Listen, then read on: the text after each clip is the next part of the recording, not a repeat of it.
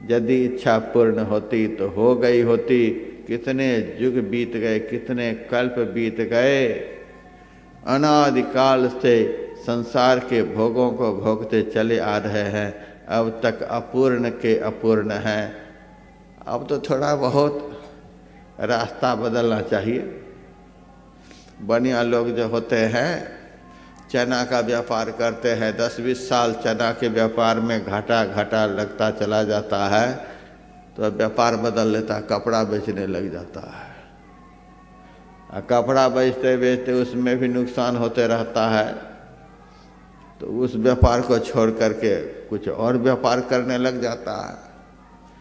बनिया लोग इतने चालाक होते हैं, जिस स्थान पर उनकी उन्नति नहीं होती है, व्यापार में प्रगति नहीं होती है, उस स्थान को भी बदल लेता है, घर बेच लेता है। होना भी चाहिए। जब उसी धंधा में लगे हुए हैं तो जहाँ जाकर के उसमें सफलता मिले, ऐसा काम उनका होता है। स्थान बदल लेते हैं और व्यापार बदल लेते हैं। जहाँ जाना पड़े उनको और कुछ भी नहीं सोचता है, केवल व्यापार हमारा चलना चाहिए, इसके अलावा कुछ नहीं सोचता है। और जिनको इसके अलावा कुछ नहीं सोचता है, वह एक दिन व्यापार के क्षेत्र में उन्नति को प्राप्त होता है। हमने बहुतों को देखा है, दिल्ली में जिनको रहने के लिए घर नहीं था, आज वे घर बना बना करके बेच रहे हैं, घर ही घर हो गया। दिल्ली में जिनको व्यापार नहीं, वह दूसरे को आज व्यापार दे रहे हैं। बहुतों को देखा, बहुत शहरों में मैंने देखा, बहुतों को जानता पहचानता हूँ। जो किराए के मकान पर रहता था, वे आज मकान किराए पर लगा रहे हैं। यही होना चाहिए। जब इसी क्षेत्र में निकले हैं तो इस क्षेत्र में प्रगति होनी चाहिए। प्रगति के लिए सदैव प्रयास करते रहना चाहिए। जहाँ जाकर के प्रगति हो, जिस काम के करने से हमारी प्रगति हो, उस काम में लगे रहना चाहिए। अब सुनिए, इस संसार में अनादिकाल से हम हैं।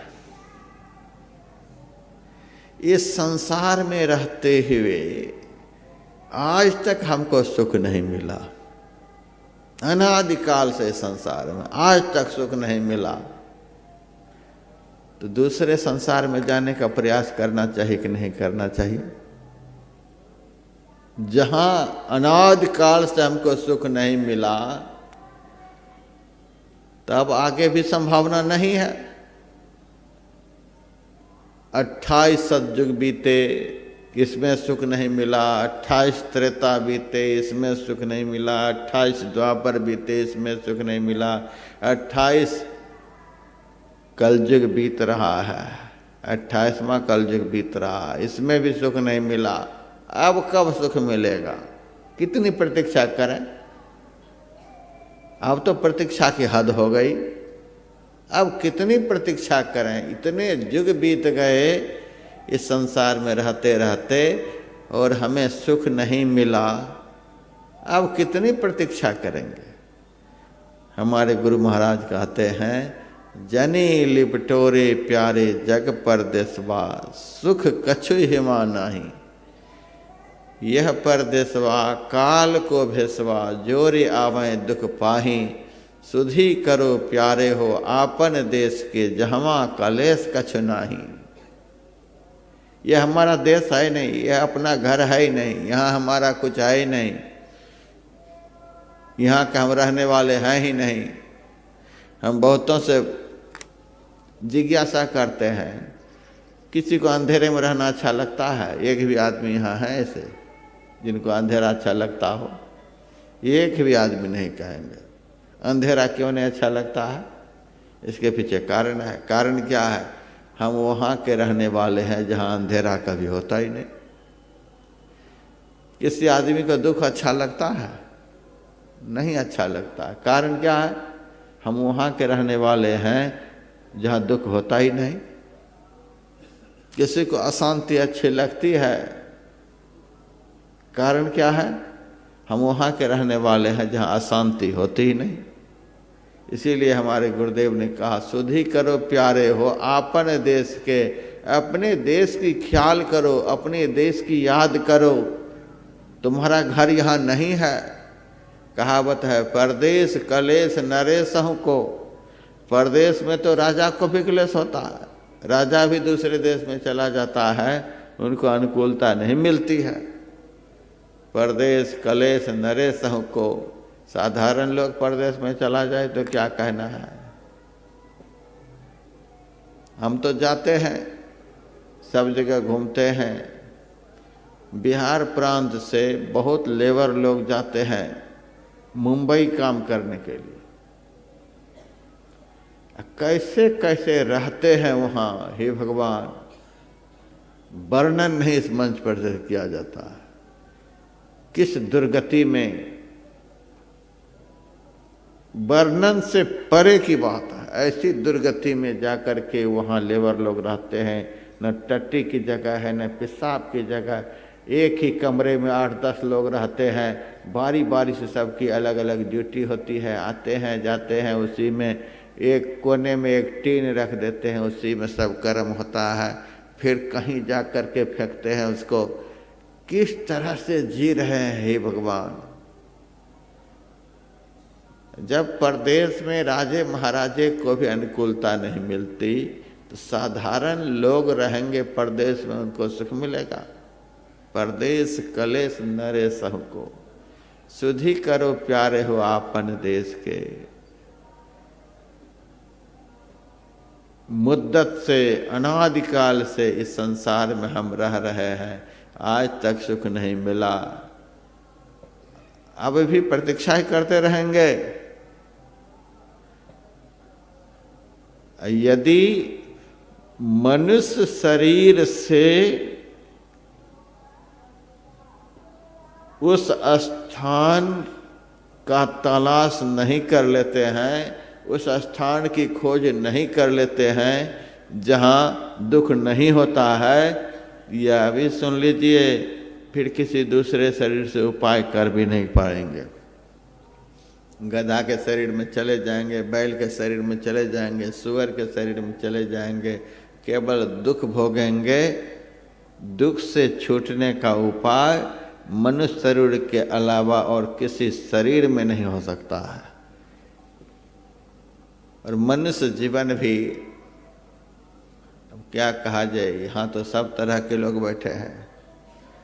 कोई बिल्कुल किनारे पर पहुँचने वाले हैं, शिविर में आ गए, तब क्या करें, अब किनारे पर पहुँच ही चुके हैं तो अच्छा काम करते करते यहाँ से निकल जाएं, रहने के लिए दे देते हैं। कोई 60 साल के हैं, कोई 70 साल के हैं, कोई 80 साल के हैं, तब भी उपाय नहीं कर रहे हैं, प्रतीक्षा कर रहे हैं। उपाय करने वाले बहुत कम नजर आते हैं, प्रतीक्षा करने वाले ज़्यादा। अभी भी इस तलाश में हैं कि सुख मिल जाए, अभी भी है कि सुख भोग करके ही यहाँ से जाएंगे, सब कुछ पा करके ही यहाँ से जाएंगे। कभी संभव नहीं है। यहाँ सुख है ही नहीं, जहाँ सुख है ही नहीं। अरे हम लोगों को कौन कहे, गोकर्ण ने तो अपने पिता आत्मदेव से कहा था, न चैंद्र से सुखं किंचन। देवराज इंद्र के पास भी लेस मात्र सुख नहीं है। जिस तरह से हम मनुष्यों के लिए यह संसार है, उसी तरह से देवताओं के लिए भी संसार है। देवताओं के संसार को स्वर्ग कहते हैं। तो स्वर्ग के देवता और देवताओं के राजा इंद्र, इंद्र के लिए कहते हैं न चैंद्र से सुखं किंचन। देवताओं के लिए जो विषय सुख से भरा पूरा संसार है, उस संसार का नाम स्वर्ग है। स्वर्ग के राजा को भी स्वर्ग सुख से लेस मात्र भी शांति नहीं है। न चंद्र से सुखं किंचन। न सुखं चक्रवर्ती न, चक्रवर्ती सम्राट को भी लेस मात्र सुख नहीं है। न स्वर्ग के राजा को सुख है, न चक्रवर्ती सम्राट को सुख है। तुलसीदास जी महाराज की वाणी के आधार पर धनहीन कहे धनवान सुखी, धनवान कहे सुख राजा को भारी, राजा कहे चक्रवर्ती सुखी, चक्रवर्ती कहे सुख इंद्र को भारी, इंद्र कहे चतुरानन सुखी, चतुरानन कहे सुख विष्णु को भारी। तुलसीदास विचारी कहे हरि भजन बिना सब लोग दुखारी। सब दुखी, सब दुखी, कब तक प्रतीक्षा करेंगे? कितने युग बीत गए प्रतीक्षा करते करते। मनुष्य जीवन का भी कितना अंश निकल चुका है, अब किनारे लगने वाले हैं, अब भी प्रतीक्षा ही करें, अब कुछ उपाय नहीं करें। तो जिस तरह से बनिया लोग अपने व्यापार को चलाने के लिए स्थान को बेच लेता है, अपने व्यापार को बदल लेता है, उसी तरह से जिस गोरख धंधे में हम लोग अनादिकाल से लगे पड़े हैं, उस गोरख धंधा को छोड़ना पड़ेगा। और जिस शरीर संसार में अनादिकाल से हम फंसे पड़े हैं, उस शरीर संसार से अपने को निकालना पड़ेगा। सुधि करो प्यारे हो आपन देश के, जहमा कलेश कछु नाही। अपना घर का आनंद ही अलग होता है, अपने देश का आनंद ही अलग होता है। हमारे जीवन में जो दुख का कारण है यही है, हम प्रतीक्षा कर रहे हैं, देखते हैं 1 साल और देखते हैं, सुख मिल जाए तो मिल जाए, 1 साल और देखते हैं, 2 साल और देखते हैं, प्रतीक्षा में हैं। ये संसार के विषयी लोग प्रतीक्षा में लगे हुए हैं। और संत जो होते हैं, संत प्रतीक्षा नहीं करते हैं। भक्ति निशैनी मुक्त की संत चढ़े सब धाय, जिन जिन मन आलस किया जन्म जन्म पछताए। जिस रास्ते पर चलकर सुख मिलता है, आनंद मिलता है, संत चढ़े सब धाय। साधु संत महात्मा प्रतीक्षा नहीं करते, दौड़ करके उस रास्ते पर चलने लग जाते हैं, दौड़ते हैं सुख के रास्ते पर। संत दौड़ते हैं सुख के रास्ते पर, संसारी लोग प्रतीक्षा कर रहे हैं। अच्छा और देखते हैं, 1 साल और देखते हैं, 2 साल और देखते हैं, देखते देखते मरने का दिन आ जाता है। अब क्या देखेंगे? 6 दिन पाछे गया हरि से किया न हेत, अब पछतावा क्या करे जब चिड़िया चुग गई खेत। संसार के लोग प्रतीक्षा कर रहे हैं, प्रतीक्षा इसीलिए कर रहे हैं, आत्मबल क्षय हो चुका है। संसारियों का आत्मबल क्षय हो चुका है, ये गल चुके हैं। संसारियों का आत्मबल प्रबल हो ही नहीं रहा, बल घटता चला जा रहा है। काल रूपी ग्राह इस संसार में संसारी जीव की ताकत को चूस रहा है, इसका बल घटता चला जा रहा है। एक ही साथ 2 बातें होती हैं, इस संसार में विषयों के सेवन से आत्मबल घटता रहता है और इंद्रियों का बल प्रबल होता रहता है। हमारे सुख को छीन लेने वाला हमारा सबसे बड़ा शत्रु कौन है? हमारे सुख को छीन लेने वाला हमारा सबसे बड़ा शत्रु हमारा मन है, हमारी इंद्रियां हैं, सदैव हमारे साथ में रहते हैं। और शत्रु तो समय समय पर प्रहार करते हैं। भाई यदि आपका शत्रु है, जब भाई के आमने सामने होंगे तब दुख देंगे। यदि आपके बाप शत्रु हैं तो जब उनके आमने सामने होंगे तब वे हमको दुख देंगे। यदि और भी दुनिया के कोई शत्रु हैं, जब उनके आमने सामने होंगे तब वे हमें दुख देंगे। 24 घंटे तो दुनिया के शत्रु हमारे साथ नहीं रहते, लेकिन हमारी तो 14 इंद्रियां सदैव हमारे साथ ही रहती हैं। ये यदि प्रबल हो गई तो 24 घंटे हमें दुख देते रहेंगे, और दुख देते ही रहते हैं। सबको तो अनुभव हो ही रहा है। आँख दुख देती है, भोग भी भोगती है, दुख भी देती है। कान दुख देता है, हाथ दुख देता है, एक एक अंग से हमें दुख ही उत्पन्न होता है।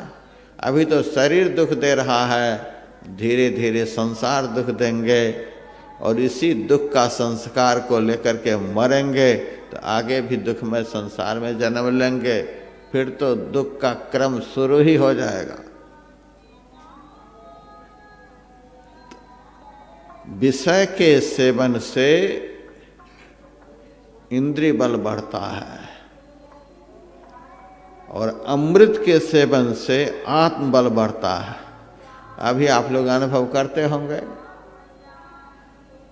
अभी हम किसके विषय में आप लोगों को सुना रहे हैं? ब्रह्मे वेदम अमृतम, ब्रह्म रूपी अमृत के विषय में कि परमात्मा अमृत स्वरूप है, यह आत्मा अमृत स्वरूप है। आत्मा और परमात्मा की महिमा को हम सुना रहे हैं। इस बात को सुनने से भी हम आप लोगों को सुख मिल रहा है। कारण क्या है? अमृत के विषय में सुनने से भी सुख मिलता है, और अमृत को पाने के लिए यदि थोड़ा बहुत प्रयास करेंगे तब कितना सुख मिलेगा। थोड़ा थोड़ा यदि मिलने लग जाएगा, थोड़ा थोड़ा अमृत का स्वाद मिलने लग जाएगा, तब कितना सुख मिलेगा। और जिस दिन अमृत की प्राप्ति हो जाएगी उस दिन आप खुद अमृत स्वरूप हो जाएंगे।